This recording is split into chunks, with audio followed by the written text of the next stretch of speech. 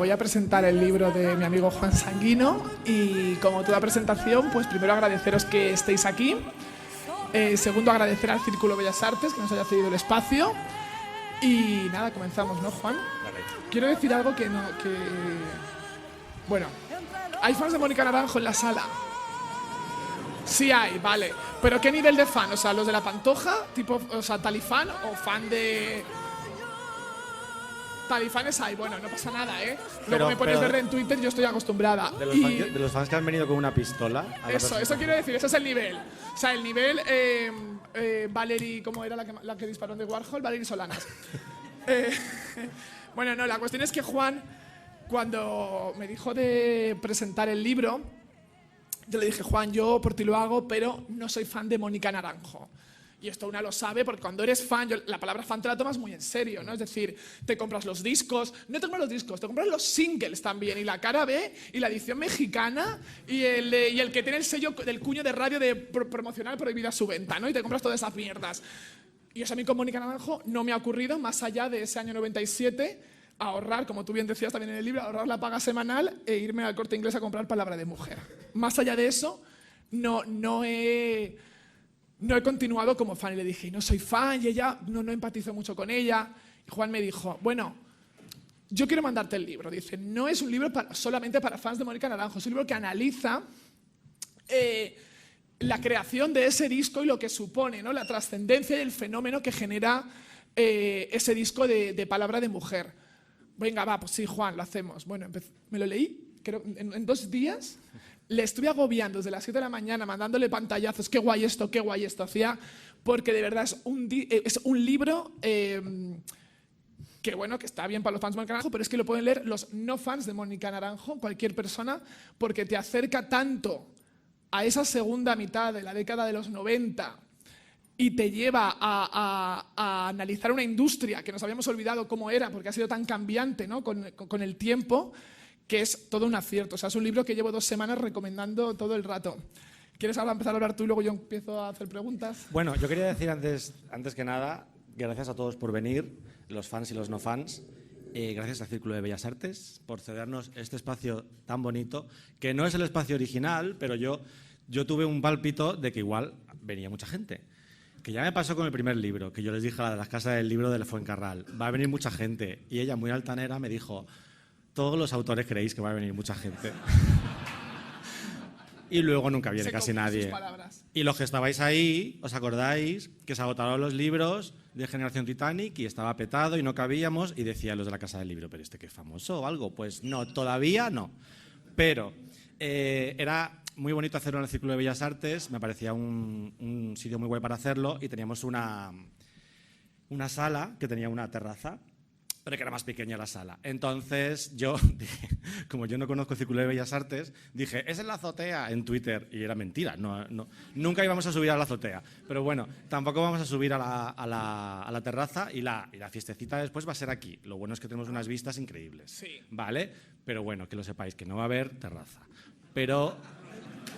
Esto no tiene nada que ver con el libro, esto es una cosa tuya personal. Lo quería decir, pero va a haber todo lo demás. Y es verdad que yo le pedí a Valeria, yo tenía como súper claro que quería que lo hiciera Valeria, y ella me dijo, porque al principio íbamos a hacer la presentación antes de la Feria del Libro, y Valeria me dijo, no puedo porque estoy con vestidas de azul, tal y cual, y yo claro digo, es lo típico que igual me está dando largas, ¿no? Entonces yo dije, vale, ¿y si muevo la presentación solo para ti al 15 de junio? Y me dijo, 100%. Así que por eso lo cual no te estaba dando largas, era que no podía. Claro, ahora lo sé, pero antes no, en ese momento no lo sabía. Y era muy importante para mí que lo hiciera Valeria. Cuando me dijo, no soy fan, dije mejor. Porque sí, así me dijiste podemos, mejor, es verdad. Sí, porque así podemos hablar más tangencialmente de Palabra de Mujer. Y ahora nos pegan un tiro. Ya, a ver, se supone que Mónica está en México, ¿vale? Estamos a salvo. Yo creo que no va a volver. Yo creo que después de leerlo no va a volver. No, quiero hablar sobre este tema, aunque no me hayas preguntado porque entiendo que me vas a preguntar. Y todo el mundo me pregunta, ¿Mónica lo ha leído? No lo sé. Mi teoría es que alguien de su equipo se lo habrá leído y le habrá hecho unos guiones en plan de ¿qué es lo peor que dicen de ti? Esto y esto. A mí me gustaría que ella lo leyera y que ella entendiera, que ella viera el libro por lo que es una reivindicación de ella como artista y una celebración de su impacto, de este disco en concreto, y del legado que sigue teniendo este disco 25 años después. Y que este libro le beneficia más que le perjudica. Obviamente, cosas en el libro que hay gente que dice cosas malas sobre ella en el libro, o porque los recuerdos son caprichosos y esa gente, sus recuerdos están filtrados por el rencor y por la frustración, no solamente contra Mónica, sino por quizá no haber conseguido otro éxito o otro artefacto cultural de ese calibre porque ninguno de los implicados de Palabra de Mujer consiguió igualar después el impacto de Palabra de Mujer. Entonces hay mucha frustración, yo percibía mucha frustración en los entrevistados, y creo que hay entrevistados que salen bastante peor parados que la propia Mónica, sinceramente. Y yo hay cosas que no puse en el libro, porque no quería hacer no es una biografía y no quería hacer un libro escandaloso, y había cosas que me parecían que estaban fuera de lugar. Todo lo que yo he puesto en el libro consideraba que contribuía al relato que yo quería contar y al perfil que yo quería hacer de Mónica, pero en ningún momento, y eso lo aclaro en el libro, en ningún momento estoy haciendo una biografía de Mónica, ni es un libro sobre Mónica Naranjo Carrasco, la persona, sino como Mónica Naranjo, el personaje que ella misma ha reconocido en muchas ocasiones que era un personaje insoportable. Y la palabra insoportable es suya, no mía. Entonces, esa es mi situación con Mónica. Bueno, fíjate, tengo que decirte que creo que yo no continué siendo fan después del 97-98, porque a mí me gustaba que fuese insoportable. O sea, me gusta Joan Crawford, ¿sabes? Entonces, entonces, pero también es muy egoísta por mi parte, porque, y no sé si alguien se sentirá representado o tú, a mí me hubiera gustado que Mónica Naranjo siguiese siendo la mujer del pelo bicolor durante 10 años más, de manera que es muy egoísta. Tú no le puedes pedir a un artista que sea siempre el mismo, porque a ti te gusta siempre, que te haga siempre el mismo disco. O sea, que ahí reconozco, por mi parte, el problemilla, igual no es de ella. Juan, allá hay una cosa que me encanta, y no sé si desde el principio tenías claro que quería que fuese así, y es que en ocasiones plasma, sobre todo al principio, ¿no? Tu propia vivencia con el fenómeno, ¿no? Con esos años 97-98. Y creo que está muy bien porque es muy representativo, ¿no? Es decir, y podría haber sido la de cualquier otro, que al final da igual que sea en... ¿cómo era el pueblo extremeño? Que no me acuerdo. Almendralejo. Almendralejo. Podría haber sido Almendralejo o cualquier otro lugar donde llega Mónica Naranjo y el marica del pueblo siente fascinación y tiene que conseguir esa entrada, que a lo mejor no puede ni pagársela, ¿no? ¿Tenías claro que ibas a plasmar tu vivencia para que el lector se sintiese identificado? No, en absoluto. No, de hecho, cuando yo escribí el libro primero, el prólogo o introducción, no sé cómo se llama, cuando lo haces tú mismo, porque nadie te lo hace. ¿Por qué no lo has pedido? No, no lo he pedido, pero porque me daba mucho pudor, porque yo para mi primer libro le pedí el prólogo a Juan Antonio Bayona. Claro, yo no sabía nada, estaba pidiendo ahí de buena fe. Entonces yo escribí el libro y luego escribí la introducción al final. Y mi editor de ese momento, porque he tenido 2 editores distintos, no por nada, sino porque se puso de baja mi editor y pusieron otra editora. Maravillosos los dos. Mi editor me dijo, hay un momento en el que yo hablo de la chonis y yo digo, recuerdo cómo yo miraba a la chonis pintarse la raya del ojo y me fascinaba toda la estética y todo el imaginario de la chonis. Que, por cierto, hago un inciso, hay muchos fans de Mónica, no sé si alguno estará aquí, que están enfadados porque llame a Mónica Choni. Choni no... Yo no considero que Mónica fuese una choni, yo considero que la prensa la trataba como una choni y que la despreciaba porque era una mujer que no respondía a la feminidad tradicional, no era una mujer decorosa, no era una mujer apropiada, no era una mujer dulce en términos tradicionales y la llamaban choni para despreciarla. Y yo lo que hago no solamente es utilizar ese adjetivo para criticar a sus críticos, sino, igual que hago con maricas y con marujas, reivindicar ese término. Exacto. Igual que ahora mismo la Zoe o Rosalía se autoerigirían chonis y se autodefinirían chonis sin ningún tipo de problema. Pero es que pero claro, igual algo que caracteriza a los 90 es la falta de sentido del humor también. Y de los fans de Mónica. Claro, yo creo que he sobreestimado la comprensión. Te estás ganando un tiro con un revólver del 43. Creo que sinceramente he sobreestimado la comprensión lectora de los fans de Mónica Naranjo. Pero también hay muchos de ellos que les encanta esto y que celebran lo que efectivamente le viene mejor que peor. Entonces, este párrafo en el que yo hablaba de cómo yo miraba a las chonis, que sinceramente es un poco ficción, porque mis amigas no eran chonis, eran normales. O sea, se llevaban los mechoncitos. Has mirado a una, ¿no? He mirado a una, la única que ha venido, también te digo. Las demás cucarachas, no, bien. No, llevaba los mechoncitos de color rojo o amarillo, en plan valle de compañeros, pero nada. No eran chonis, pero es verdad que yo veía las chonis. Bueno, Eva sí que era un poco. Bueno, veía las chonis y me fascinaba. Y mi editor me dijo, ojalá el libro tuviera más de esto, tuviera más momentos tuyos. Es que es un acierto, de Sí. verdad porque yo me había olvidado de ese recuerdo, ¿no? Porque una cuestión de que te vas empapando de otras cosas, vas borrando algo que igual no te parece trascendente y te leía. Pero porque tú eres mitómana y fetichista, Sí. pero no eres nostálgica. No soy nostálgica, No lo me lo eres. dijeron una vez. Y sobre todo, para ser nostálgica, además tienes que haberlo vivido. Yo en esa época, además de nostálgica, no vengo a hablar de mí, pero perdón. Por favor. Pero me he dado cuenta leyendo tu libro, ya era rara. Ya era rara. Es decir, cuando tú describes, o sea, yo no soy el prototipo de esa generación. Me compré el disco de Ella Baila Sola, Spice Girls, o sea, todos los que ibas escribiendo sí, pero luego no sentía fascinación por ir a un concierto, ¿no? Yo pensaba, no, a mí me gustaría ir a un concierto de Maciel, ¿no? Pensaba en ese momento, y era algo impensable para alguien de 14 años, era como de que esta persona hay que matarla, como tío, o sea, que O sea, que ya eras antigua con 14 años. Ya era antigua, era un viejo. Entonces, pero más allá de eso, sí que es verdad que reconoces la emoción del chaval, lo que era una paga semanal, debatirte entre comprar CD que era más caro o el cassette que era más barato. Ya. Bueno, es que yo no tenía ni CD, realmente, porque el CD, la minicadera era de mi hermana y no me dejaba usarla. Entonces, cuando me senté a escribir la introducción, dije, bueno, voy a aprovechar ahora para hablar un poco más de mí, porque como es una introducción, porque a veces parece, es que a veces a mí me da mucha rabia cuando yo leo ensayos culturales y de repente empiezas a leer y es el tío o la tía que está escribiendo el ensayo hablando de cómo voy al videoclub a alquilar películas. Es como, esto no es un ensayo cultural, tío. O sea, me importa, todos íbamos al videoclub, ¿sabes? No eres especial. Es una cosa muy millennial, creerse que por ir al videoclub y haber visto OT ya tienes una personalidad. Y no es verdad. Y no es cierto. Entonces, a mí me daba mucho pudor, por un lado, hablar de mí en un ensayo cultural que yo quería que me tomasen en serio. Porque cuando yo me reuní con mi editor al principio, que ayer me dijo que le parecía que estaba incómodo, y es verdad que estaba incómodo, porque yo soy una persona que siempre está incómoda, y me dijo, ¿qué quieres con este libro? Y yo le dije, yo quiero que el libro signifique algo.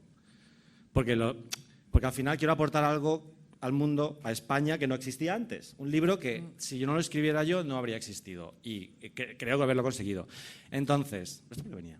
Ah, bueno. No, esto venía por el CD y el cassette y te has ido ahí que yo quería que me la tomaran... España dividida entre CD y cassette. Yo quería que me tomaran en serio el libro. Entonces creía que si hablaba mucho de mí, no me iban a tomar tanto en serio. Y paralelamente... Bueno, ha venido Mónica Naranjo, por favor. Directa desde México.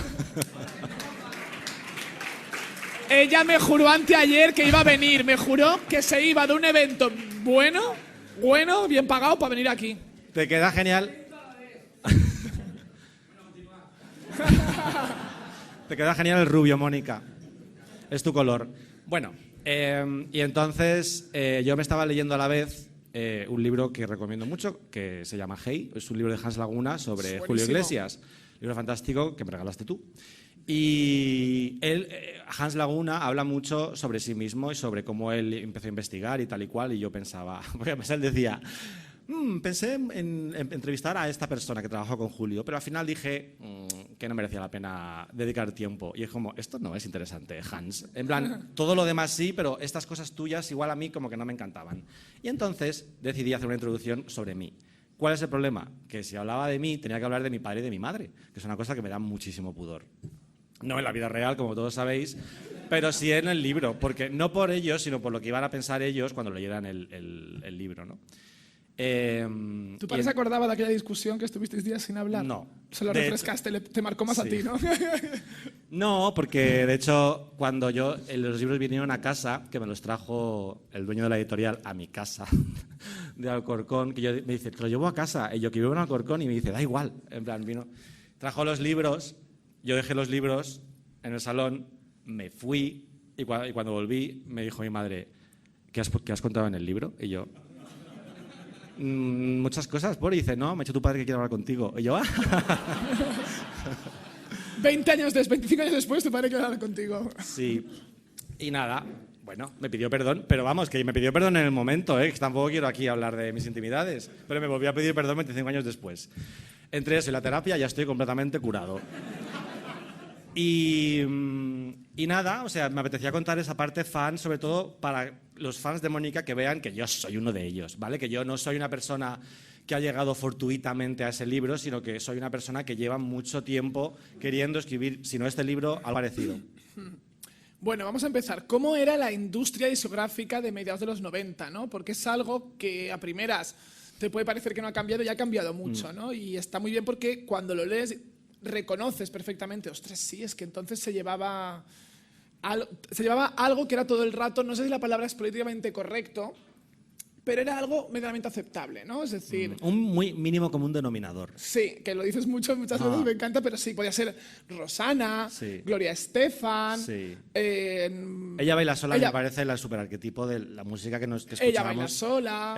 En los 90, que era una Enrique música... Iglesias. La radio tenía la intención de ser como muy lineal, que pasa ahora con las playlists de Spotify también, ¿no? No querían nada estridente en la radio, no querían a Mónica Naranjo, pero igual tampoco ponían tanto a Héroes del Silencio en las radios mainstream. Obviamente los 40 los ponían, pero según qué canciones también. Era o sea, la elección de la radiofórmula estaba muy orientada a no molestar al oyente, no perturbar al oyente.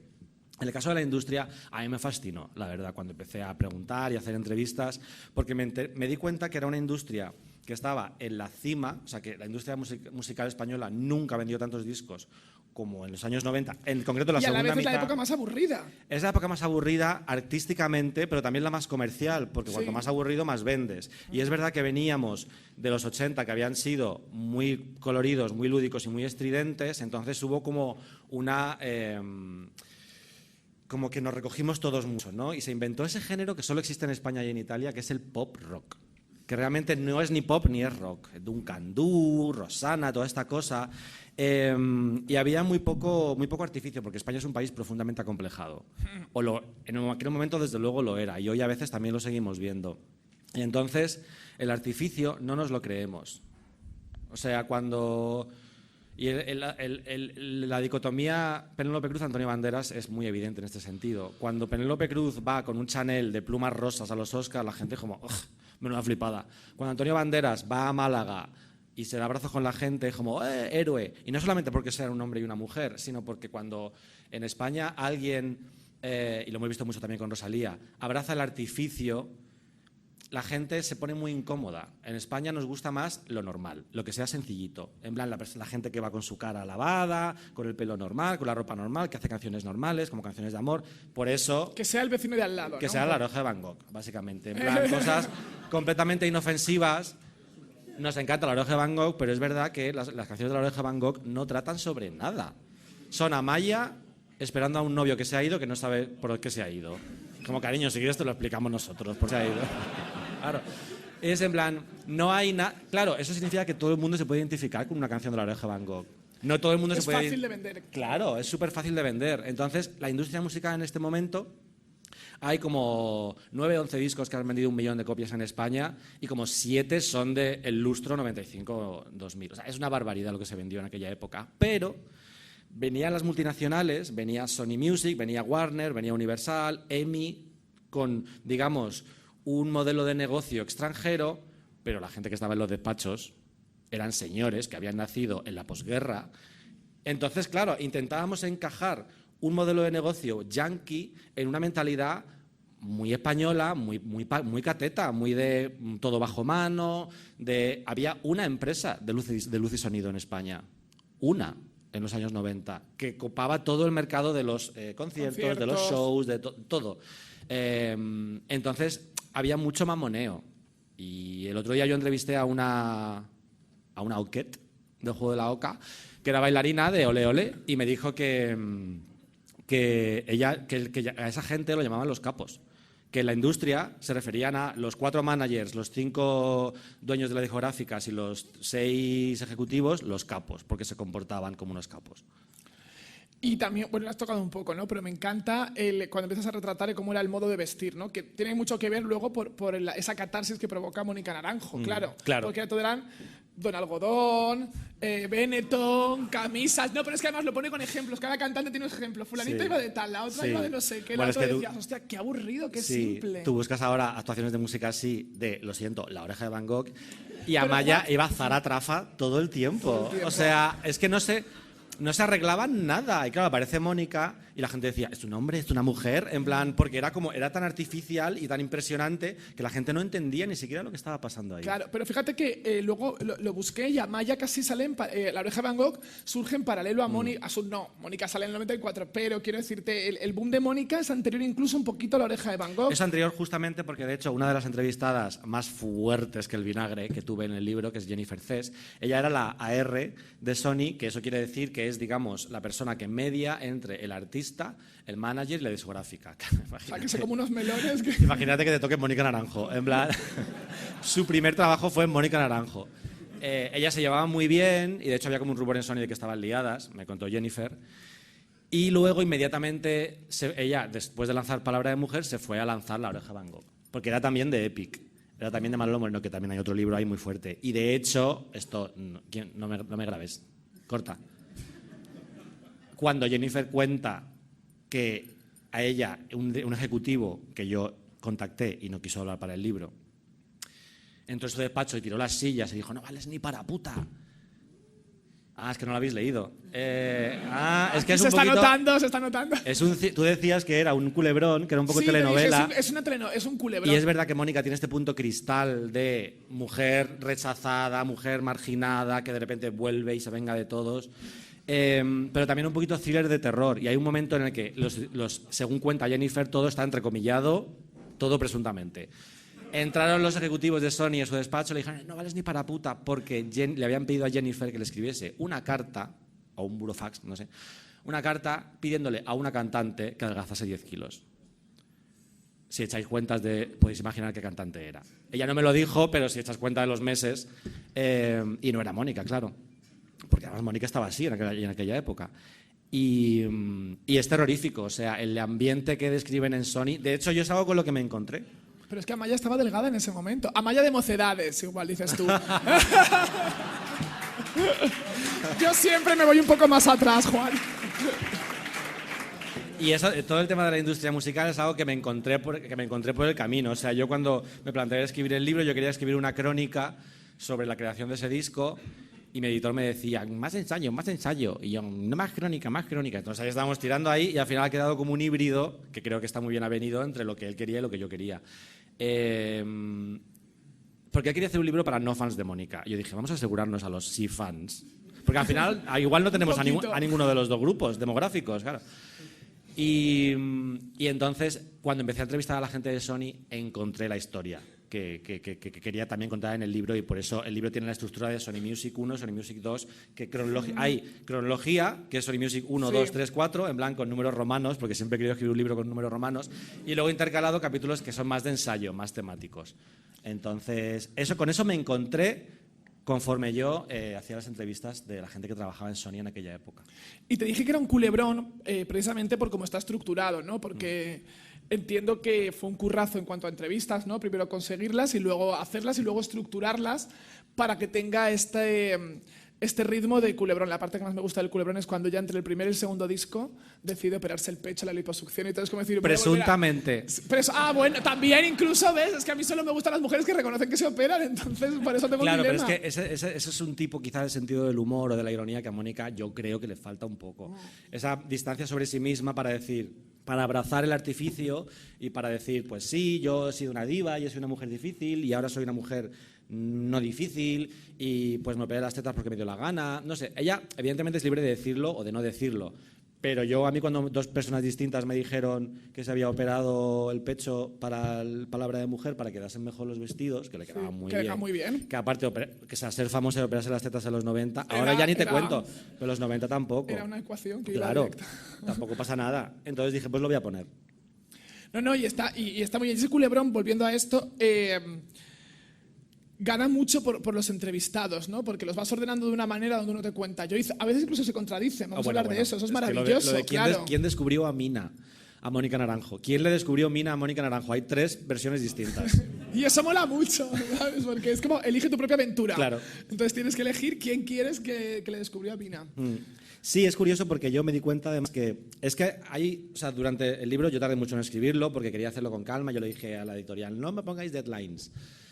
Y quería hacerlo con calma porque quería hacerlo lo mejor posible, que fuera la mejor versión posible. Y mientras tardé tanto que durante la preparación del disco y se iban estrenando, salió el libro de Hans Laguna y salió el documental de Locomía. Y yo vi ese documental 2 veces seguidas, o sea, porque fue como vi que la historia también estaba en los personajes, que la historia no solamente era sobre Mónica, sino sobre toda esa gente, ¿no? Que y ese es el acierto, que les hayas dado voz, ¿no? Claro, qué tipo de personas formaron parte de aquel fenómeno como artistas o como ejecutivos o como trabajadores. Hasta el punto de que no solo trasladas sus palabras, sino que incluso trasladas tu impresión sobre cómo ejecutan esas palabras. Y eso está muy guay porque se nota el que habla desde el dolor, el que habla desde más allá del dolor, que es casi rencor, el que llega a un punto donde Jennifer habla súper sin dolor ni nada, ¿no? Le reconoce sus méritos. Y me encanta Chaumen porque cuentas, ¿no? Como te dice, voy a hacerlo por mail porque quiero cuidar mis palabras, ¿no? Sí. Que es una cosa... Chaumen era, digamos, el que le hacía el vestuario a Mónica. Y a Marta Sánchez. Tengo que decir esto, para quien quiera como salseo, que yo a Chaumen lo adoro, y lo adoro porque lo conocí gracias a La Prohibida. Hubo 1 año y medio que La Prohibida y yo compartíamos su techo. ¿Qué dices? Sí, vivimos juntas. Escribe ese libro. Ya, sí. No lo voy a escribir porque quiero seguir manteniendo una buena amistad con mi amiga La Prohibida. No, pero fue una maravilla, pero lo mejor dentro del top 3 de lo mejor de vivir con La Prohibida era que de repente te tocaba la puerta y te decía, voy a ver a Chaumen que tengo que probarme ropa, ¿te vienes? Y da igual, yo dejaba todo lo que estaba haciendo y ese día del mes nos íbamos, tenía el estudio ahí cerca de Plaza España y nos íbamos para que ella se probase los velos de Chaumen y mientras ella se probaba ropa y Chaumen le decía, no te queda bien, te estás poniendo muy gorda, depílate bien, que no sabes si le iba diciendo todas esas cosas que son muy Chaumen. Pues claro, te iba desgranando salseos de todas las que ha ido vistiendo, ¿no? Entonces entiendo su... No, claro. Claro, su manera de decir, a ver lo que digo, porque como bien dices, claro, es que todos los lookazos que tuvo Marta desde finales de los 80 o principios de los... No, más el último Leolé, ¿no? Sí. Hasta bien entrado. Y ha vuelto a vestirla. El otro día vi que Marta subió... ¿Ah, sí? Sí, el último concierto que dio Marta ahora en San Isidro y puso vestuario Chaumen. Y qué bien que ha hecho, porque es que lo luce muy bien y Chaumen le hace maravillas, pero también luego a Malú, a Ana Torroja, que también la ha ido vistiendo. Pero bueno, que me gustan mucho... ¿A Malú? Yo juraría que me dijo una vez... A ver, pues no le lucía nada. Ya, igual me he equivocado, pero tú piensas que, tal y como narras en el libro, ¿por qué Mónica quiere a Chaumen? Porque Mónica ve a Marta por la tele. Mónica ve a Marta en el canal No, que esto... Mónica y Marta se hicieron amigas después. Lo ven en el canal No porque vive en Alicante, que esto claro, me encanta. Claro, si llega a vivir en Lugo no lo ve. Real. Y entonces ella dijo, me gusta, porque además a mí mi vestido favorito de Chaumen, aparte de los de Mónica, que son todos, es uno que le hizo a Marta en el videoclip de Con solo una mirada, que sale con un vestido ajustado y sale con un ojo en cada teta. Sí. Que es un guiño, es un vestido muy conceptual porque el vestido te está diciendo, ya sé que me vas a mirar las tetas y te voy a devolver la mirada. Sí. Que es algo que a Marta no se le habría ocurrido nunca, pero a Chaumen sí. Y entonces eso... No, es verdad. Sí.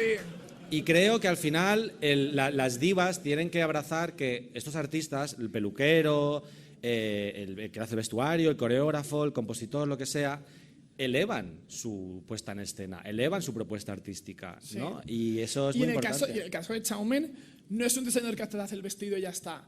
Es que les hace la tiara, el collar, el pendientón. Es que para Chaumen son Barbies y las hace real. Divinas. De hecho, claro. viene mucho, yo lo relaciono en el libro con la tradición de que, sobre todo en la Semana Santa de Sevilla, pero en todas las Semanas Santas en general, hace muchos años los mariquitas del pueblo, los mariquitas de Sevilla, no tenían caché social, evidentemente, eran apestados, marginados, excepto los que vestían a las vírgenes. El mariquita que vestía a la Virgen era una persona muy importante en la sociedad sevillana o la sociedad del pueblo. Entonces, esa idea de vestir la Barbie, de vestir la Virgen y de vestir la diva nos lleva hasta gente como Chaumen o Bob Mackie, con su relación con Cher. Chaumen era muy gracioso porque él no quería hablar y yo le insistí mucho y le di mucho la turra. Me sorprendió cuando lo había entrevistado. Dos emails, luego le dije, amplíame un poco esto. Pero yo le decía, ¿en quién te inspiras? Y dice, yo no me inspiro en nadie. En plan, como que le molestaba un poco. Y era muy gracioso porque además él, lo que más me gustaba que me contó fue cuando me decía, yo le decía a Mónica que se pusiera menos pelo. Porque digo, este pelo no te queda bien con el look que te hago. Yo te hago glamour de sirena y luego te haces una coleta alta que pareces una choni. Y dice, no me voy a poner menos pelo. Y dice que si no se va a notar que es una peluca. Y le decía a Chaumen, Mónica, todo el mundo sabe que es una peluca. Que yo no lo sabía. Yo pensaba que era el pelo de Mónica, pero por lo visto ella tenía el pelo frito del tinte, todo lo tenía muy cortito. Rupert, que es otro dato importante. Rupert. Yo esto lo descubrí con el libro de José Luis Gil primero, ¿no? Sí. Bueno, es que el libro de José Luis Gil también es más fuerte. Es muy fuerte. Y José Luis Gil es una persona ha venido, me dijo que iba a venir. José Luis, manifiéstate. Ah, mírale. Allí, pues, tu libro es de los 10 mejores libros de verdad. O sea, es que es increíble porque analiza muy bien una industria y lo hace desde una objetividad, ¿no? De alguien que está dentro pero sabe verla desde fuera. Es que José Luis... Y me encantó que Rupert se enfadase con Mónica porque es una cosa también muy propia de Rupert y muy propia de Mónica, ¿no? Que ya no sabes si es Godzilla contra King Ghidorah, ¿no? ¿Quién tiene el motivo por el que se han enfadado? Pero es curioso porque yo cuando hacía hemeroteca y leía entrevistas con Mónica, a veces ella decía que había sido Rupert y a veces decía que se le había ocurrido a ella. Y es como, tía, céntrate. Claro, en aquella época no había internet, entonces a la Nuevo Vale le decía una cosa y a la Bravo le decía otra. Pero es como, tía, céntrate y hazte una versión de los hechos. Sí. Porque es verdad que luego Mónica tiene esta cosa folclórica de inventarse cosas, que es una cosa que tienen todas las folclóricas. Claro, y que está muy bien también. Que decía, lo que decía Lola Flores, de yo es que las mentiras las convierto en verdad cuando las digo. Pues es verdad.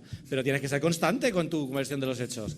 Y entonces, cuando yo entrevisté a Juan Marrero, el director de los videoclips, que además me citó en el Palace, porque decía, es que yo siempre quedaba con Mónica en el Palace. Reúnete conmigo en el Palace a las 5 de la tarde. Y yo fui como en Titanic, cuando van a reúnete junto al reloj.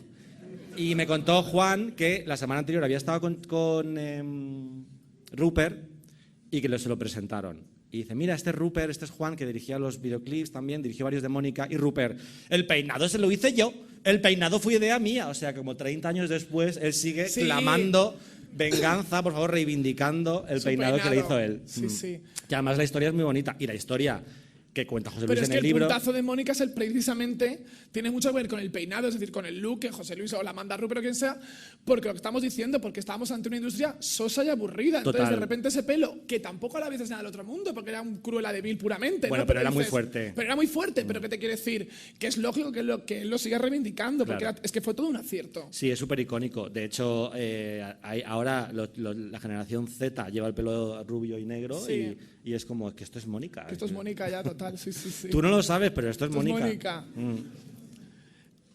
Bueno, entonces, para quien no haya leído el libro, les vamos avanzando un poco que lo que tú cuentas... ¿Mónica? ¿Lo dices por el grito? Que queda claro, no habréis intuido por lo que estamos contando un poco, que Mónica fue un producto, ¿no? Fue un híbrido, de hecho, es otra cosa que me pone muy nervioso de España en general y de la industria. Que no estamos juzgando que sea un producto. Ahí es donde voy. La industria es audiovisual y musical en particular. Que es como que parece que palabras como producto, marketing, comercio, son palabras contaminadas, palabras malditas. Y es como, a ver, en España se busca mucho esta cosa de la autenticidad, ¿no? Y Juan Marrero me contaba que él iba a hacer un videoclip con pues, un Duncan Du o un tal y decía, no, yo quiero salir en vaqueros y que salga mi novia, ¿sabes? En plan, como que no querían artificio, no querían fantasía, no querían colores. Pero fíjate, una vez Alaska en una entrevista dijo, todas estas, que su foto es natural y que su foto es, pues eso, como el maquillaje nude y cara, están 3 horas preparando ese artificio, ¿no? Al final vas a acabar antes, chicas, poniéndote un árbol en la cabeza. Y Mónica es un producto, en cuanto a que es un producto comercial y ella quería vender discos, pero es un producto artístico, que no es excluyente, o sea, pueden ser las dos cosas. Y es un producto, es una propuesta artística a la que contribuyeron principalmente Mónica, pero también una serie de productores, una serie de compositores, una serie de artistas de la estética y un manager. Bueno, retratas muy bien también cómo ese fenómeno de Mónica tiene mucha importancia la tele, ¿no? La tele de ese momento y un programa concreto. Ay, pensaba que iba a entrar Isabel Gemio. Y además, en un momento en el que se veía mucho la tele, claro. Claro, sí. Yo no me acordaba que era en julio, fue el 10 y algo de julio. Sí. Y me sorprende que tuviese toda aquella repercusión, porque la temporada de verano en tele siempre... Hay mucha gente que la ve, porque obviamente te quiero decir que sigue estando, pero la asocias más como que podría haber sido diciembre, marzo, ¿no? Una época mucho más televisiva. Sí, es curioso, pero yo creo que en aquel momento la televisión en España era tan ubicua que en verano la gente veía también muchísima televisión. Sí, hombre, ya arrasaba el Grand Prix, que era el de verano, es decir, había programas que tenían mucha audiencia. Y es curioso porque yo tengo el recuerdo también de descubrir a Mónica en Sorpresa, Sorpresa, bajando del cielo, esta cosa mística que tenía ella. Pero es un recuerdo colectivo y es algo que me interesaba también contar en el libro, que es un recuerdo que creamos entre todos. Mónica, cuando fue a Sorpresa, Sorpresa, Palabra de Mujer era el número 6 en la lista de ventas. Ya había sido disco de oro o de platino, es decir, ya había vendido mucho. Número 6 en el 97 es vender muchos discos a la semana, que ella nunca fue número 1 porque le taponeó Más, de Alejandro Sanz, que es como la España básica, ¿no? Es como, y la de Marujas. Toda la vida ahí taponándonos, los cabrones. En la selección, en todas partes. Que no. Y entonces, es curioso porque Sorpresa, Sorpresa es un programa que era bastante pues, sobre las emociones, sobre tal, pero Mónica... Y muy bien armado y muy bien guionizado, pese a que el truco era que no lo pareciese. Y con bastante poco ritmo, en realidad. Sí. Lo ves ahora y dices, madre mía, pero claro, era la tele en directo. Pero Mónica supo aprovechar... O sea, la actuación de Mónica en Sorpresa, Sorpresa no tiene ningún sentido, porque el plató tiene como mucha luz, ella baja como con unos bailarines... unas mariquitas que le pusieron, pero que a ella no le gustaba que le pusieran bailarines, porque ella quería que la gente la mirase a ella solamente, porque este cuerpo de baile de sorpresa, de noche de fiesta, era como muy kitsch de la época, ¿no? Y es una situación muy extraña, realmente. Y a mí me fascina mucho el fan de Utrilla, porque me han preguntado mucho si he buscado al fan de Utrilla. No, la verdad. Sí, ¿verdad? Porque es que ese fan hizo... O sea, decía frases en plan de, no, es que ella no tuvo suerte con su primer proyecto musical y se tuvo que ir estaba vendiendo el relato, ¿no? Se tuvo que ir a hacer las Américas. Y yo, digo, este fan ha leído el pressbook de Mónica. Quiero decir, este fan es de Sony, ¿no? Quiero decir, tenía como muy aprendido todo lo que habría que contar sobre Mónica. Y yo recuerdo la razón por la que mi madre aparece en la introducción del libro es porque, y esto es totalmente cierto, no hay ficción, cuando yo empecé a escribir el libro me fui al pueblo con mis padres.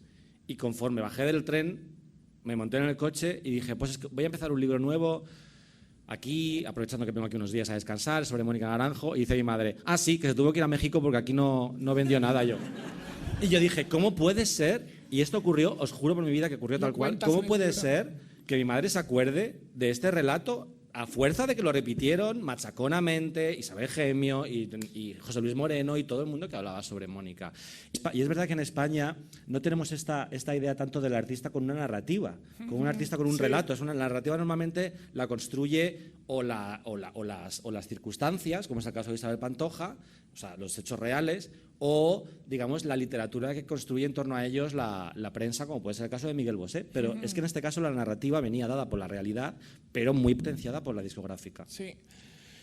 Y luego también tiene mucha importancia en esa catarsis Mónica Naranjo lo que es el momento que estaba viviendo el colectivo, en ese momento colectivo gay, no existía el resto de siglas, ¿no? Sí. Y la revista Shanghái concretamente. Sí. Es, creo que es el capítulo más largo del libro, realmente, porque a mí me sorprendió mucho. Yo sabía que Mónica estaba muy asociada al movimiento LGTB, o como dices tú, gay, porque en aquella época los hombres al final canibalizan todo el mainstream y lo marginal. O sea, todos los movimientos marginales al final siempre también quedan canibalizados por los hombres, en este caso los hombres gays. Y me sorprendió mucho hasta qué punto en el año 97-98 la prensa que le hacía caso a Mónica Naranjo, porque la mayoría de mis fuentes para el libro son la Nuevo Vale, la Super Pop, la Man, que le hacía muchos reportajes, o sea, lo que llamamos la prensa generalista, los periódicos serios. Luego ya con Minaj, sí, fue portada del Tentaciones, fue portada de la Rolling Stone, ahí ya sí, porque ya había vendido 1 millón de discos, pero con Palabra de Mujer no. Y siempre, en el primer párrafo de todos los artículos, mencionaban el público gay. Y en la nota de prensa de su gira decía, nadie sabe muy bien cuál es el secreto del fenómeno Mónica Naranjo. ¿Será el poder del lobby rosa? Es como, en un comunicado oficial de una gira. O sea, en ningún momento... Claro, por eso a mí me da mucha rabia, porque había entrevistados que me decían, Mónica se aprovechó de eso porque vio que había mercado. Y es como, y una puta mierda. Y yo se lo decía, en plan, no estoy de acuerdo. O sea, que había mercado, no. Mónica podía haber sido una diva gay y luego ir a noche de fiesta y callarse. Porque los gays estamos acostumbrados a que no nos hagan caso y a que nadie hable de nosotros en la cultura mainstream. Y mucho más en aquella época. No se aprovechó, pero lo abrazó. Lo abrazó completamente. Y no tenía por qué. Y no tenía por qué. Es que no tenía por y lo qué. abrazó y no sabemos el por qué lo hizo. O sea, no tenía por qué y tampoco sabemos por qué lo hizo. Pero lo cierto es que hasta ese momento, divas gay en España había 3, ¿no? Y te diría que... O sea, Alaska, que lo abrazaba... Alaska siempre, pero... Para que luego digamos... No, y Alaska siempre dice... Y está... Hace poco creo que lo dijo ahora lo de Vanity Fair en la entrevista. Decía ella, pero es que soy un maricón más, porque ella, a diferencia de Mónica o de Maciel o de la que quieras ver, es una niña que con 15 años está con Nacho Cano, con Carlos Berlanga, con Fabio McNamara, Claro. con Las Costas. O sea, es que es una niña entre maricones todo el rato. Entonces, esa mujer lo abraza por una cuestión de casi pura genética, ¿no? Pero más allá de eso, no había una diva gay que se empoderase del término, de ese abrazo del colectivo, de jugar con ese petardeo y demás. En ese sentido fue muy lista. O sea, yo no lo veo tampoco como un aprovechamiento. Estoy de acuerdo contigo. Sí, además ella como que decía cosas que nadie más decía. O sea, ¿quién hablaba del colectivo gay en el año 97, 98 en España? Ni los políticos. No te digo ya los cantantes, es que nadie. Los actores en Shanghái me contaban que esto que ahora sale, pues John González en camiseta, no sé, que es impensable. O sea, que Jordi Moya no te hacía... Y Jordi Moya a lo mejor no es homófobo, pero es que no te hacía una portada de Shanghái. No, claro. Porque culturalmente era un poco contraproducente. Y ahí sí que fue Mónica muy importante, y también fue muy importante, que lo cuento en el libro, la portada de Alejandro Sanz en Shanghái, que es un tema un poco escabroso. Con lo de Carmen Rigalt y demás. Claro. Sí. Ahora lo contamos. Sí, Pues cuéntalo tú. Yo cada vez cuento menos cosas últimamente. Alfonso Llopart ha venido. Genial. No, oye, no, Alfonso es un amor. Alfonso me encantó, porque es el tipo de persona... Hay 2 tipos de entrevistados. Bueno, 3. Los que te dicen, solo te voy a contestar por email porque quiero tener cuidado con lo que digo. Los que solo te dicen... Pero ojo, para contestarte solo por email, Chaumen te dio Chaumen me dio buenas... muchísimo. Me decía, sí, Mónica al final se compró una perrita, se encaprichó en una perrita, pero luego me la regaló a mí porque viajaba mucho y no podía cuidarla. Y yo creo que esa perrita ha tenido mucha mejor vida de la que habría tenido con Mónica. Esos datos que no tienen nada que ver con palabra de mujer, pero... Guiño. Añadió un guiño a la frase. Digo, cuando me decía, no puedes ir así por la calle, te voy a hacer un vestido para salir por la calle porque parece que te van a echar monedas la gente por la calle. Guiño. Entonces me ponía, cuando decía una maldad, hacía como guiño. Y entonces luego están los entrevistados que solamente te dicen cosas, te cuentan la historia, pero casualmente nada les deja mal a ellos. Y luego están los entrevistados que te cuentan cosas que les dejan mal a ellos. Y eso a mí me vuelve loco. Y José Luis es uno de ellos. Realmente, José Luis, hay cosas que él dice, que él cuenta, que él hizo, que pueden ser más o menos cuestionables, pero José Luis no se sentó conmigo a hacer un lavado de imagen para sí mismo, sino a contarme la historia como él quería contármela y todo eso. Con sus cositas así off the record, que nunca estaré suficientemente agradecido a todo el off the record. Pero bueno, yo el off the record siempre lo respeto. Y entonces, lo de Alfonso Llopart fue porque Shanghái Lili cuenta en un libro que yo recomiendo, es muy interesante, que habla sobre cómo Chueca pasó de ser un gueto marginal a un parque temático del business. Ella cuenta que... ¿Cómo era la historia? Bueno, que... Alfonso, sí. Al tema de... No, estoy hablando de Shanghái. Sí, no. Vamos a Carmen Rigal. Que hubo problemas en Shanghái, digámoslo así, cuando Alfonso decidió poner a Alejandro Sanz en la portada. ¿Por qué? Porque Carmen Rigal había escrito una columna que decía, ¿y qué pasa si Alejandro es gay? Alejandro, si eres gay... No decía gay, creo. Homosexual. No, creo que decía otra palabra. La acera de enfrente o algo así. Entonces ya un poquito mal por Carmen Rigal, ¿ves? O sea... Decía, Alejandro, no pasa nada. Y Alejandro la demandó por atentado contra el honor. Una demanda que sugería que decir que eras gay o decir que si eras gay en condicional era un atentado contra el honor de Alejandro Sanz. Y a continuación Alejandro salió en la portada de Shanghái diciendo: no soy, pero tengo muchos amigos gays, básicamente. Y entonces, como que hubo gente del colectivo que le molestó que Alejandro, después de demandar a Carmen Rigal por atentado contra el honor, saliese a la portada de Shanghái, en plan beneficiándose un poco del, digamos, en los medios de comunicación o el medio de comunicación gay que había en aquel momento. Y entonces también pasó en aquella época que pusieron a Ace of Base en portada. Y Ace of Base tenía un cantante que estaba más bueno que el pan, que había sido neonazi en los 80, como tantos mitos eróticos gays. Bueno, todas tienen fallos, ¿no? Todas tenemos un pasado. Y entonces yo le pregunté a Alfonso Llopart, digo, tú pusiste a este tío sabiendo que había sido neonazi en la portada. Y él, pues no lo sabía, pero vamos, si lo hubiera sabido lo hubiera puesto igualmente. Y me pareció muy honesto por su parte. Pero la sinceridad se agradece. Él dice, yo soy un empresario. Yo soy un empresario. Él tiene una frase que es increíble, que decía: es que el orgullo, como lo disfrutáis ahora, lo hicimos nosotros, los empresarios, porque antes eran 4 activistas. Que es como, que es una frase muy fuerte. Y yo decía, joder, me encanta que Alfonso sea tan transparente y que me diga cosas que igual no le dejan en demasiado buen lugar a él, porque es verdad que poner un neonazi en una portada de una revista gay es muy fuerte. Además, neonazi que daba palizas a los gays, no neonazi en plan cookie, neonazi que pegaba maricones. No, ya está. Y entonces Alfonso Llopart fue también súper generoso en ese sentido. Otra, es decir, bueno, hemos llegado al punto, ya entendemos, ¿no? Que se crea un relato, es decir, que todo esto que tu madre reconoce, como esa chica fue a México, tuvo que triunfar en México y venir aquí y demás, aun siendo una verdad, es todo un relato construido y repetido muchas veces, ¿no? Como tú cuentas, para que cale en la gente, sí. ¿No? Esta cosa casi de sufridora que llega y que no le reconocen, ¿no? No es profeta en su tierra. Claro, bueno, lo de profeta en su tierra es que se convirtió en lugar común, prácticamente.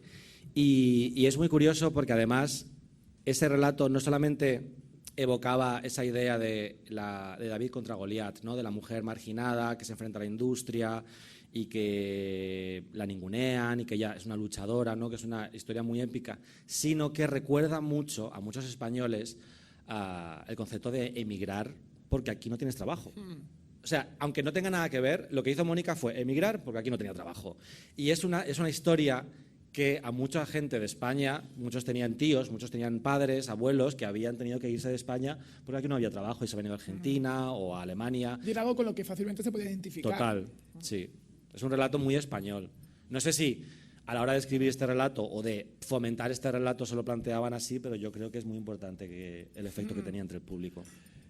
Y cuando la discográfica se pone las pilas, ¿no? Bajo este yugo de, oye, ¿cómo puede ser que en México haya funcionado tan bien y aquí esto no ha arrancado, ¿no? Vamos a espabilarnos. Se llega hasta el punto, creo que está una de las personas aquí, de repartir discos o singles por las discotecas, que es un poco a Bon Llama, pero con Pantera Libertad debajo del brazo. En Torremolinos, sí.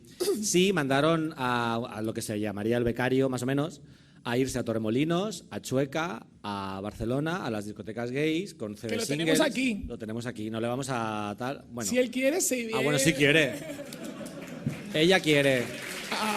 Javier Adrados.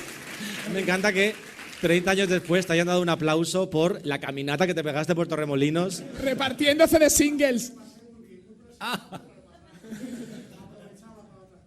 Claro. Ella dejaba los CD singles en la taquilla de la sauna. Guárdamelos. Pínchame esto. El vale. El acuse de recibo. Y fue muy fuerte porque, claro, de repente es como que se empieza a hacer esta promoción como de guerrilla, porque los medios de comunicación no querían pincharla, no querían ponerla a la radio, no querían entrevistarla, y fue como, venga, pues mandamos a este chico a Torremolinos a repartir CDs en las discotecas o en los antros que hubiera ahí, y a mí lo que me sorprendió no fue esto, sino me sorprendió descubrir que eso también se había hecho con Escándalo de Rafael, que fue un hit en las discotecas gays, pero que nosotros no nos enteramos nunca. que nosotros veíamos a Rafael cantando Escándalo en Noche de Fiesta o en la Nochevieja y tal, pero no sabíamos que eso había sido un fenómeno underground dentro del mundo gay, como sí supimos con Mónica, y esa es la diferencia. Pero porque Rafael nunca abrazó... Rafael nunca abrazaba a nadie. No, Rafael hacía así, no podía abrazar. Nunca abrazó lo que decíamos del colectivo gay, o sea, nunca dio una entrevista hablando de esto, nunca generó ese contenido que decíamos de la diva gay, ¿no? Por ejemplo. Ni Marta. Marta Sánchez tampoco. De hecho, a mí toda la gente con la que yo hablaba me decían, es que mira que lo intentamos con Marta. En plan, Marta es la diva gay, tiene que ser Marta, tiene que ser Marta. Y dice, pero no vio manera, porque ella no. De hecho, cuando volvemos un mes y medio atrás, cuando me propusiste esto, te dije, yo era de Marta, sin haber leído el libro. Yo era de Marta. Te dije, es que yo era de Marta, como si fuera Britney o Cristina, ¿sabes? Pero te dije, yo era de Marta, ¿sabes? Yo era súper de Marta también, sí. Y además cuentas muy bien por qué Marta no se convierte, a ver si es una... Diva gay no son unas oposiciones, ¿no? Te quiero decir, tú puedes ser diva... O sea, que para mí Marta es una diva gay. Todavía, Marta es una diva gay. Lo que pasa que está en ese punto, ¿no? Donde no lo abraza del mismo modo que lo abraza Mónica. Y sobre todo lo que ocurre con Marta es que cuando ella se lanza en solitario, Marta está obsesionada con que la tomen en serio. De hecho, la diferencia entre Marta y... Bueno, una de las muchas diferencias entre Marta y Mónica es que Marta quería que lo tomasen en serio. Mónica quería que le hiciesen cualquier tipo de caso. O sea, no le importaba que se la tomasen a chufla, le daba absolutamente igual. Ella quería atención y quería que la mirasen. Marta quería que la mirasen con respeto, porque es verdad que sus historias son muy distintas y a Marta se le había faltado mucho el respeto cuando el Golfo Pérsico, cuando el Interview, cuando Supernova. Entonces, cuando Marta aparece, o sea, en esta época, de hecho, tú escuchas Palabra de Mujer y a continuación ponte Azabache, que es el disco que sacó Marta ese mismo año, que es un disco que tiene un featuring con Slash, una guitarra como así como a pop rock, porque canción ella quería dedicada a las travestis. Sí, Sexy Look. Porque además es como una canción que está dedicada como a las travestis, a los maricas, a las trans, un poco como mezclándolo todo, en plan, como la de Malú, de como una flor, que es como son cosas distintas, claro. Malú. La anécdota de Malú negándose a grabar si no le dejaban fumar en el estudio es una de las cosas, está en el libro, es una de las cosas más divertidas que me han contado en la vida. Yo en ese momento cuando lo leí, lo contaba Jennifer, ¿no? Sí. Pensaba, digo, ¿qué aguante ha tenido esta mujer? Hombre. O sea, para currar en esta industria y tener que aguantar a estas bicharracos y bicharracas que se empiezan a crecer a partir del segundo disco. Y fíjate que con todo lo que se dice de Mónica, que era muy diva, muy difícil, todo eso, a mí la mayoría de la gente que trabajó con ella mano a mano me dijo, los he tenido mucho peores. En plan, Mónica es como la zona media, en realidad. O sea, hay gente mucho peor. Y muchos de los que van de sencillos y de no, yo no, luego son los peores. Y entonces el momento Marta-Mónica ocurre que Marta quiere que la tomen tanto en serio que ella intenta ser todo lo contrario a artificial, intenta ser todo lo contrario a divertida, intenta ser todo lo contrario a escandalosa. Y hace canciones para los heterosexuales. Es que Marta hacía música para los heteros. Porque la intención, no sé si de Marta o de la discográfica o de sus productores o de su manager o de todos, era hacer música para los heterosexuales. Sí, es decir, sí. Tenía que ser pues que lo comprase el mismo que compraba el disco de Luz Casal. Total. Y de hecho, hay un momento, la entrevista de Marta con Risto Mejide es muy fuerte, primero porque Risto le dice, tú le has dado muchas alegrías a esta mano izquierda, que es como, ¿qué? Sí. ¿Qué? En plan, pero sí. ¿Cuál era la pregunta? ¿En qué contexto? Sí. Y luego, al final, Marta le mira y le dice, Risto, ¿tú me respetas? Y es un momento muy fuerte porque Marta, en 2014, sigue sentándose con Risto Mejide preguntando si le respeta. Sí. Marta solo quiere que le respeten. Sí. Que es una etapa que luego Mónica le llegó después. Porque es verdad que Mónica tuvo este momento de decir, vale, ya tengo a los mariquitas y tal, a Chonis y a las marujas, pero ahora quiero ser María Calas. Entonces tuvo esa etapa, claro, es verdad. Esos son los fans de Mónica que lo han sufrido. Pero, claro. Que han ido que sí a la Sinfónica, que sí a las versiones de Desátame Rock. Sí, pero fíjate, ahí ¿te acuerdas también que te volví a mandar, te mandé el fragmento otra vez, te dije, bravo por esto, en un momento en el que, haciendo esta comparativa, cuentas que Marta ha sido una de las principales víctimas del machismo de ese momento. Y es verdad, es decir, más allá de la chanza que se haga en torno a ella, que te guste o que no te guste, si Marta reculó, dio esos pasos atrás, fue porque la hicieron sentir mal. Yo se lo contaba en San Juan una vez, coincidí con ella en un programa hace 3 años, Y se lo dije, le dije que nadie te haga sentir mal, porque el problema, vuelvo a repetir, te guste o no te guste, comulgues con ella o no, el problema al final es que no dejaba de ser una chavala que en el año 92 mismo tenía 25, 26 años. Y se tenía que haber escuchado cosas muy fuertes, y no ella. Su familia en Galicia se escucharía: tu hija es una tal, tu hija no sé qué, tu hija no sé qué. Y esa mujer poco a poco dijo: pues ya no me pongo. Seguramente dijo: pues minifalda no, pantalón. Y el manager diría: Marta, el escote, súbete, déjala que se ponga el escote que quiera. Entonces, realmente me gustó mucho que lo apuntaras, porque es una víctima del machismo, totalmente. Lo que pasa es que Marta intentó jugarlo a su favor, intentó explotar el sistema que había, en plan de esto es lo que hay. Ella intentó explotarlo a su favor. Y que le gustaba ser sexy, que está muy claro. bien. Sí. Ella decía: yo era un fetito. Me he ido construyendo un poco a poco a mí misma. Y es de las pocas que reconocen que se han operado. Porque Marta dice: yo me he operado porque prefiero subir una montaña en moto que en bici. Y dice... es que es buenísima, claro. Es buenísima. O sea, dice: la que quiera subirla andando es su problema. Y tiene toda la razón.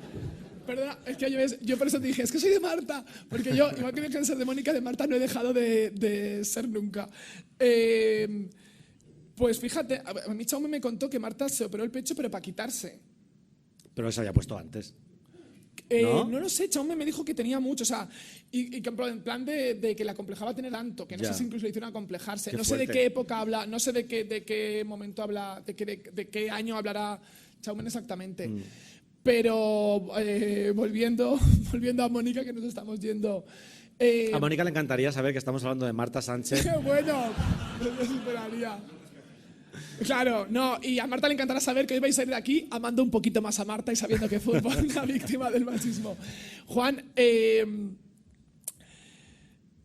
entiendo que en algún momento, o sea, ¿tú sigues siendo ese fan de Mónica con el paso del tiempo?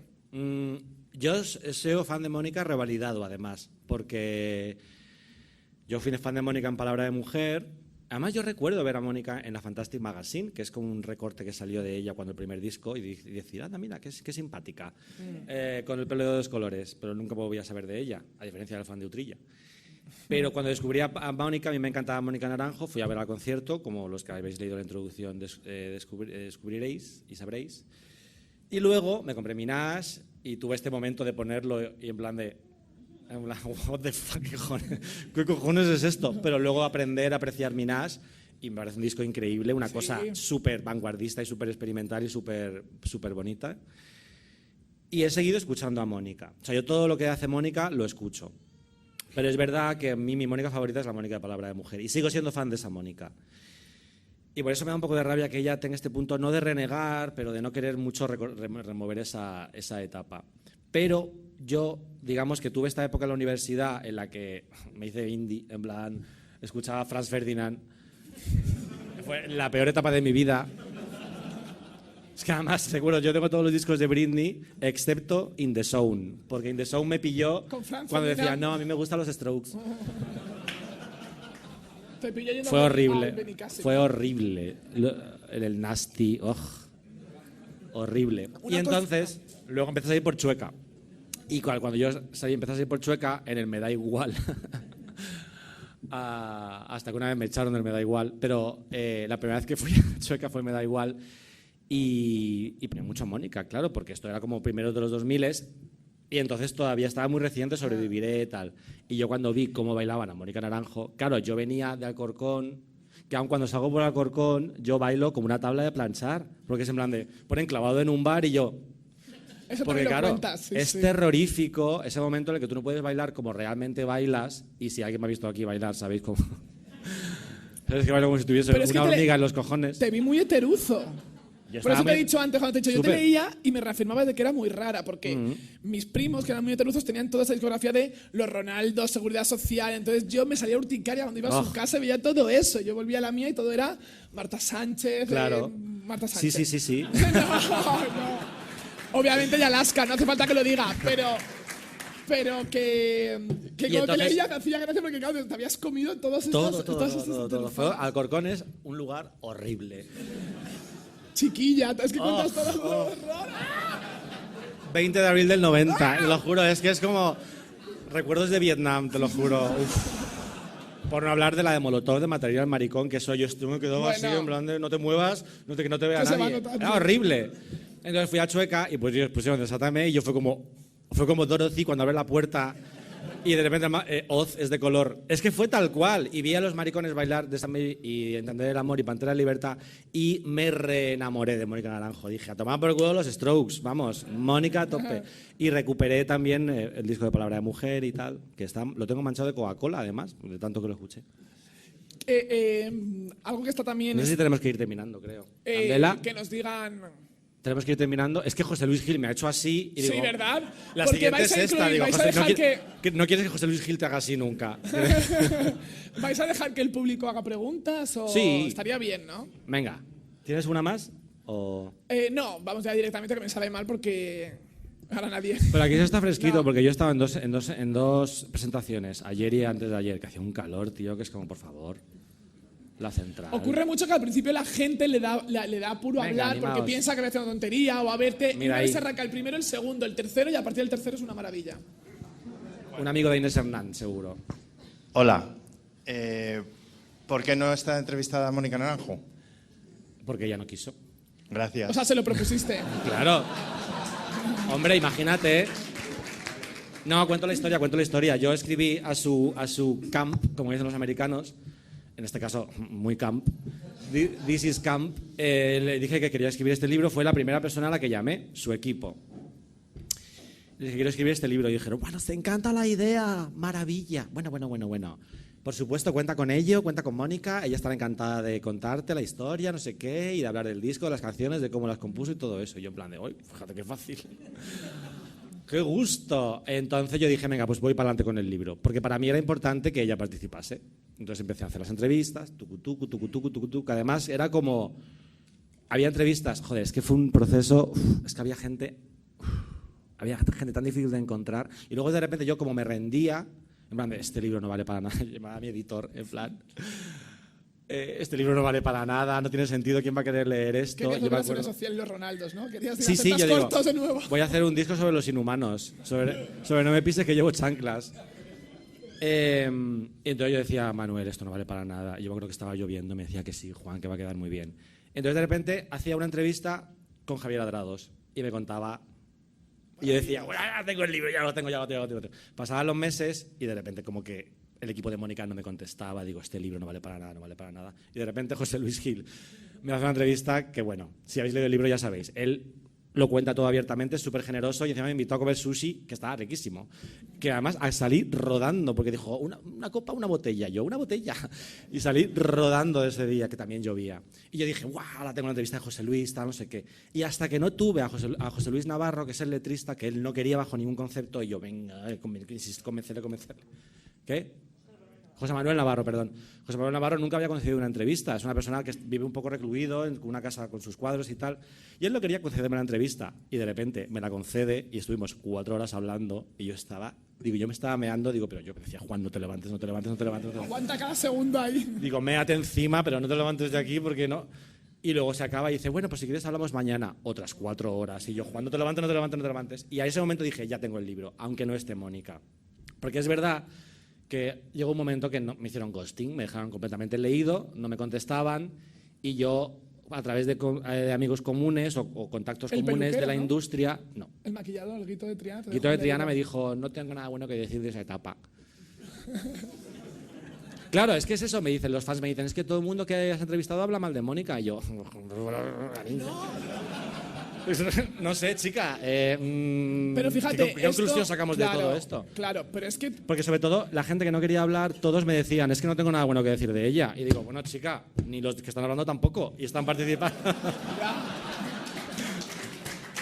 Pero a mí me encanta esta parte de Mónica. Es que el problema es que yo entiendo que a Mónica les cueza mucho. A mí también me molestaría que alguien hiciera un libro entrevistando a toda la gente con la que he trabajado. No, los de trabajo no, los de la vida sí.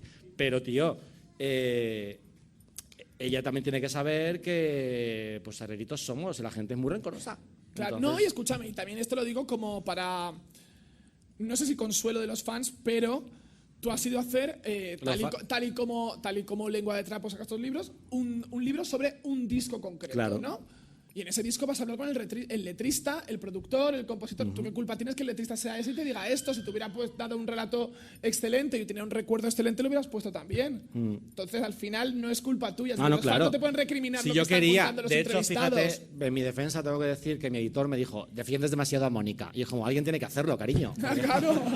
Sí, es verdad, es verdad. Es verdad que yo a veces no... Yo creo que te supo tan mal, ¿no? Que decías, Joder. pobrecita, las de palos que le están dando, venga, voy a... Yo no quería justificarla, pero sí que quería un poco ponerme también en su lugar, que tenía 23 años decía ella.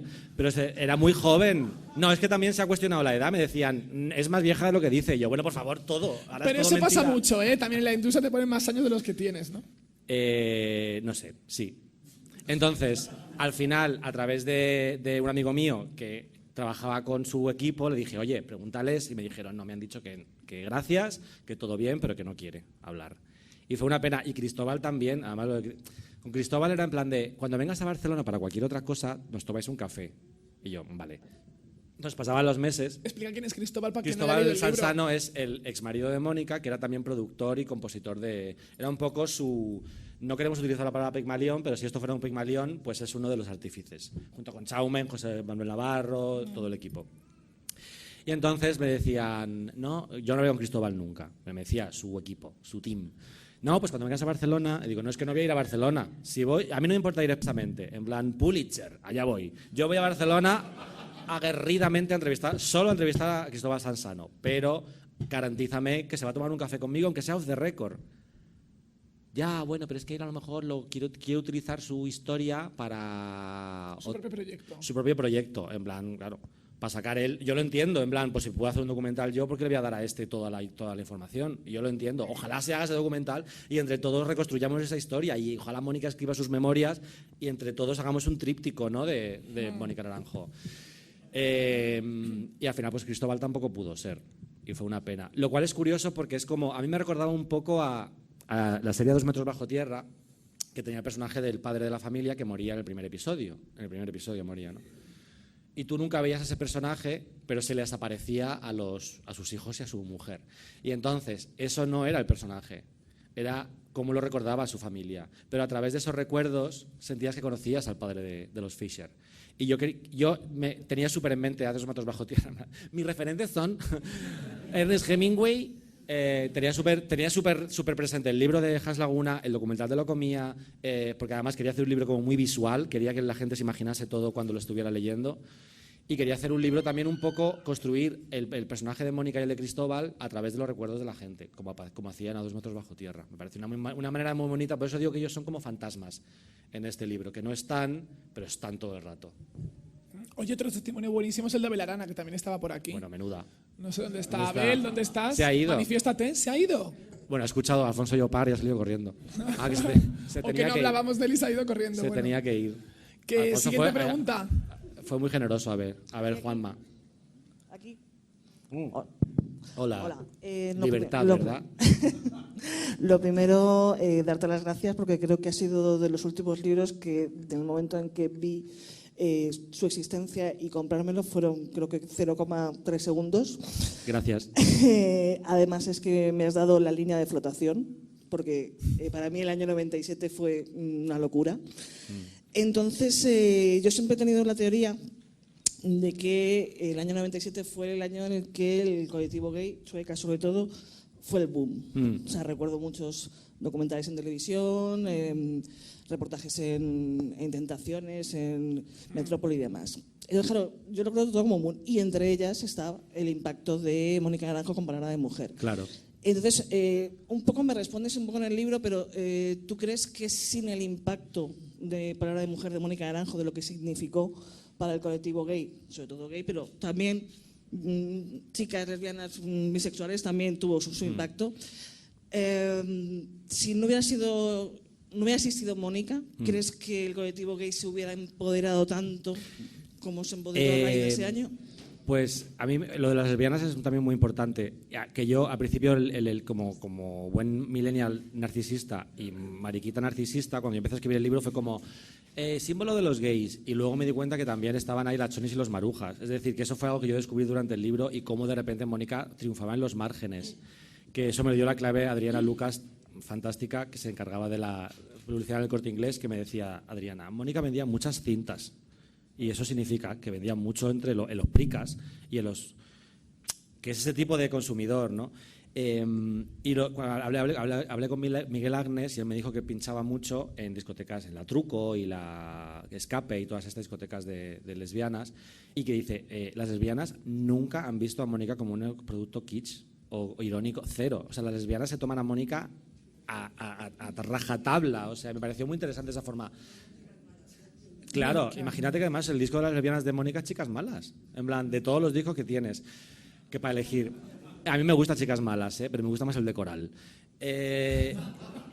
Y esta es una broma como súper de nicho. Y entonces el nicho de Coral, claro, el nicho en el que está enterrada la carrera de Coral. Y entonces, si no hubiera sido Mónica, habría sido otra, pero es que hay una realidad alternativa en la que fue Malú. Imagínate que nuestra diva gay hubiera sido Malú. Pues estaríamos todas ahora en plan liando cigarrillos con el pelo graso, en plan, no tendríamos sentido del espectáculo. Pero es verdad que todas las revoluciones sociales tienen una banda sonora. En plan, acordados de lo de Libertad sin ira de Harcha cuando Miguel Ángel Blanco, o el rock and roll en los 70 y los 60 en Estados Unidos, cuando Vietnam, los pacifistas, Bob Dylan, siempre. La banda sonora de la Revolución Marica en España fue Mónica Naranjo. Y era una revolución excluyente porque dejaba fuera a los maricas que no fueran normativos, a los que fueran mayores, a los que estuvieran sobrepeso, a las mujeres lesbianas, a todo. Pero lo que hizo Mónica Naranjo lo que hizo Palabra de Mujer fue impulsar la presencia del mariquita consumidor en los medios de comunicación. Y los gays dejaron de salir en la prensa solamente como enfermos de SIDA para aparecer como gente con muy buen gusto para la decoración. Que usaba cremas. Y que era capaz ahora de impulsar incluso la carrera de un artista. Y eso fue muy importante, pero habría ocurrido con cualquier otro artista. Es verdad que si no hubiera sido Mónica habría sido mucho más aburrido y habría sido mucho menos explosivo, mucho menos impactante. Juanma. Hola, buenas tardes. Gracias. ¿Vas a cantar, Juanma, una canción de Mónica? Sí, pero luego. Espero que me tengas bailarines también, maricas. Valeria y yo. Yo quería, lo primero darte las gracias por nombrar al Almendralejo, por supuesto. No, mi pregunta va porque con tanta gente que ahora se ha entrevistado, entiendo, no lo sé, si te han contado de descartes que tuvo ese primer disco de Palabra de Mujer, si los has podido escuchar. Se habló también de un Palabra de Mujer 2, que algunas canciones se quedaron en Minaj, bueno, 2 de ellas, no mucho más. Y luego, Valeria, en su momento, a Mónica Naranjo incluso se llegó a decir que era transexual. Entonces, que nos habléis también un poco de eso, ¿no? Del personaje y de cómo la comunidad transexual también hizo suya a Mónica Naranjo. Coetánea además de la Veneno. Sí. O sea, es verdad que Mónica... Bueno, a la Veneno le encantaba a Mónica Naranjo. Claro. Le encantaba. Siendo una mujer cis, Mónica es una mujer cis. Mónica era un travestón, o sea, en España no había tantos travestis mediáticos y Mónica fue muy travestón y muy trans, que en aquella época además como que la sociedad española no entendía muy bien la diferencia, era un desconocimiento brutal. Pero esto dice mucho de que en cuanto sales de esos márgenes simplemente estéticos, es decir, que no te van al cuello a mirar la nuez, ni lo miden en un tono de voz, que ya sería fácil un poco a lo mejor de identificar más allá del maldito cispassing, entonces ya entras dentro de, como lleva el pelo así, como se le ven mucho las tetas y como tal, entonces tiene que ser trans, ¿no? Esto dice mucho de cómo no solo la sociedad, sino los medios leía al colectivo transexual de una manera unilateral. Y a Alaska le ocurrió cuando fue a Argentina en los 90 y le dijeron, ay, es un travesti y tal. Y Alaska, a diferencia de Mónica, como tiene sentido del humor, lo siento, dijo, no, pero a mucha honra, encantada y muchas gracias. ¿Qué es lo que les pasa a todas cuando las identifican? Son como, no, yo soy mujer de verdad, mujer, ¿sabes? Entonces empiezan como, cállate que la estás cagando y ahora has pasado del número 6 al 8 en el 40 principales. Pero... O sube a lo mejor, porque vamos, sube. en este pero país. yo creo, esto obviamente no es una cuestión de culpa, pero que eso ya no dependía de Mónica Naranjo, ¿no? Los medios les apetecía generar esto y entonces fue pues ese momento que es verdad que se decía, que se estuvo un par de años rumoreando. Joder, es que yo recuerdo perfectamente a mi tío Luis, No lo conocéis. Pero bueno, mi tío Luis comentaba, en plan de, es un hombre. En plan, que era una cosa, yo recuerdo perfectamente conversaciones en mi familia, en plan, con el humo del tabaco, en plan, que no se veía nada. Y nosotros por el suelo hablando vivían desde unos términos absolutamente terroríficos. Sí. Terroríficos. Y también de Antonia San Juan y de Mónica, incluso aunque fuese una mujer cis. O sea, que también eso de pequeño lo vas escuchando y es como, ¿sabes?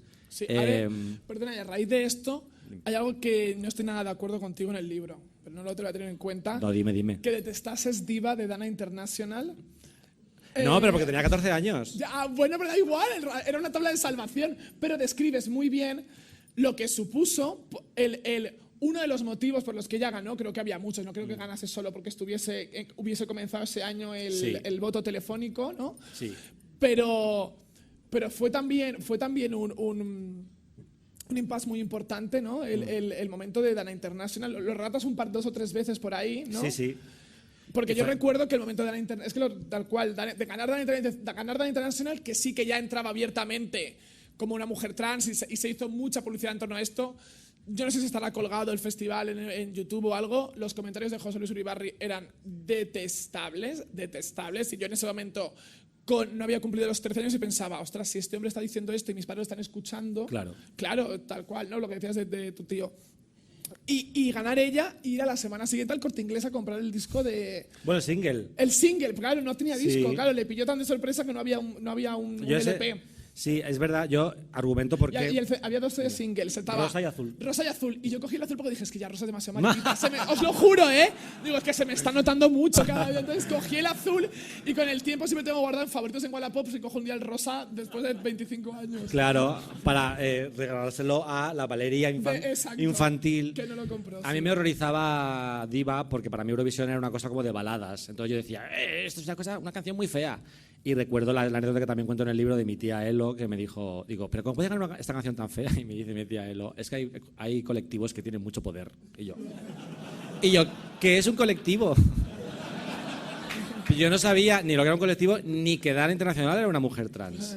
Pero fíjate, yo entiendo que tu lectura era desde el hombre cis.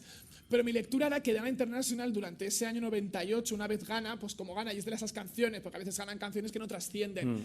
Pero esa canción, yo recuerdo ir a la feria en verano, los días que vas y tal, de los autos de choque, y esa canción sonaba, igual que el Salto de Night de Wakefield, y sonaba. Entonces yo pensaba, ¿están todos aquí jugando las pistolas a los camellos sonando una transexual? Yo pensaba, algo estamos haciendo bien, esto va a llegar. Claro, te sacas un poco como V, ¿no? Que llegaban las extraterrestres y algo estaban invadiendo. Sí, y lo de Mónica también, que se decían que era una mujer trans o un hombre travesti, está muy relacionado no solamente con los ademanes así como muy bastorros que tenían en el escenario, sino porque ella hablaba con la libertad con la que en aquella época solo hablaba un Julio Iglesias o un Bunbury. Sí. Y eso también hacía parecer que en realidad era un hombre, porque si no es como, ¿cómo va a hacer una mujer hablar así en estos términos, ¿no? Tan escandalosos?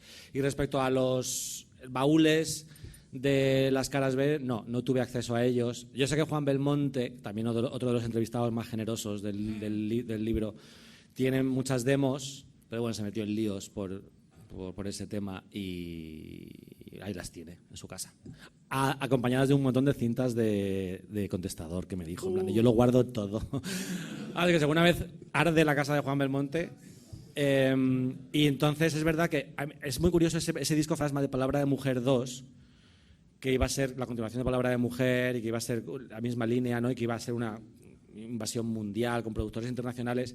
Si ese disco iba a ser If You Leave Me Now y Enamorada, sinceramente yo prefiero Minaj. Es decir, yo no creo que esas dos canciones de ese disco que se incluyeron en Minaj, que además era como un cura dos pistolas, a mí no me habría interesado mucho ese disco. Yo prefiero Minaj, la verdad.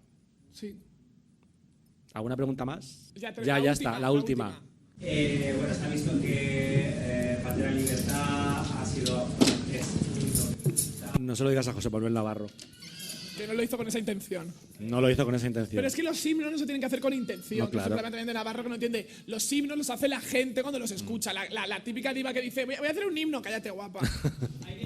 Ahí viene mi pregunta a coalición de lo que dice Valeria. ¿Crees tú, como autor de este libro, que las reivindicaciones en muchos de los casos se logran sin pretenderlo que pretendiéndolo?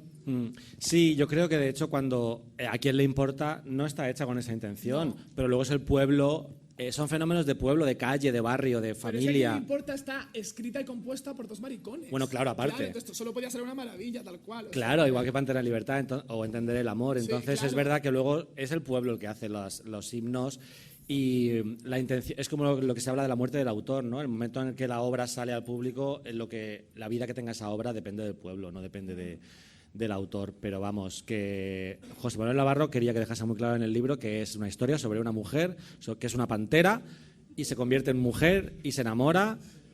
Es la mujer pantera, la película de la mujer pantera, ¿no? Y él decía, por favor, Juan, déjalo claro. Y yo lo dejé claro, espero. Así que nada, muchas gracias por venir a todos. Y gracias.